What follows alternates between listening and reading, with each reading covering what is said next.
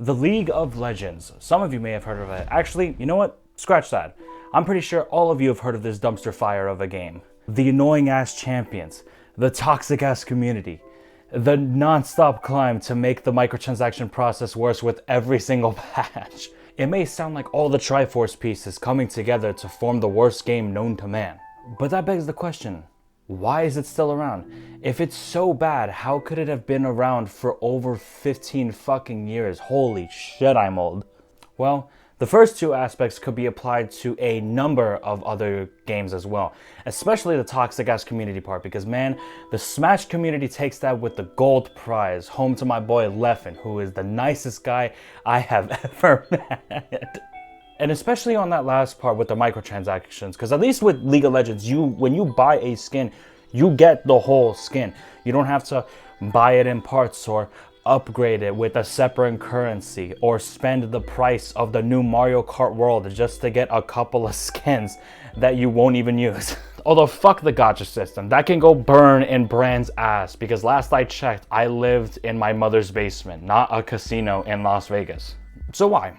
Why have I started playing this game again? Well, honestly, I could think of a couple of reasons. One of them is the fact that the game just has a lot to learn. With being out as long as it has, there is a shit ton of champions for you to pick from and learn from. And paired with that is a fuck ton of items that can range from a pair of Tims to a metal pipe to the fucking face. And on top of that, the map, the Summoner's Rift, that's also changing constantly, from new mobs and plants and all these like different changes in the terrain that change the way you have to navigate through the jungle. Even the new boss Otacon, which yeah, I get that nobody agrees on in terms of balance, but having a boss that is determined by the combat in the game is honestly still a pretty cool idea. The second reason, and definitely a lot more biased on this one, is nostalgia. This is the game that I used to play back in high school during the 2010s, back when logging online didn't flood you with information and news about how the world is getting worse and worse with every single second. So it's nice to take myself back to that time by playing this game, even if it isn't the same game that it used to be when I played it when I was younger, and probably for the better.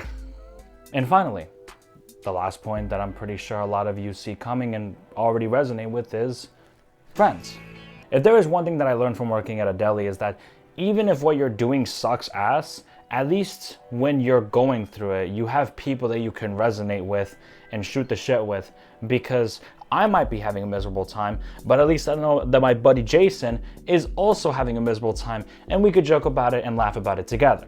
I have been blessed by the fact that I can call these two individuals my friends who actually know what the fuck they're doing, because when you have all this shit to learn, it makes it a lot easier when you can have someone that can sort of guide you through the dense woods of all this complexity. On top of all this, it really helps that when I used to play League, I used to focus a lot on what I can do in my lane, but once I decided to use my perfectly polished brain, I started to think, wait, what if I started looking at this more as a war simulator instead of just a dueling simulator?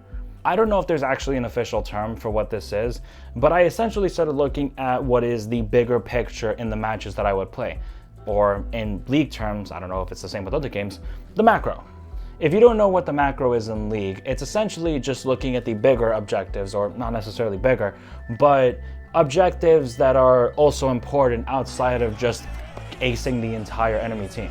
Which honestly, having this mentality helps out a lot, because there's many games that I've gotten where I'll have a rando feed their lane, or I myself will feed my lane, because granted, I'm not the best at this game, despite Riot's attempts to constantly send Korean premates into my games when I queue with my friends. And honestly, it makes it a lot more enjoyable, because while you might be losing on some fronts, you can be able to focus on getting a tower, or dragons, or a scuttle, whatever you really need in your game when you're trying to win. Remember, everything is fair game until someone's nexus is destroyed. I hope that you've all been doing well, and if you like this content, go ahead and subscribe. I may or may not stick to the same format. I may change it. You just keep an eye out for mix-ups in your feed. Make sure to like the smash button, And until next time, I have some more videos in the works. I'll see you guys later. Thank you for watching. Have a good one.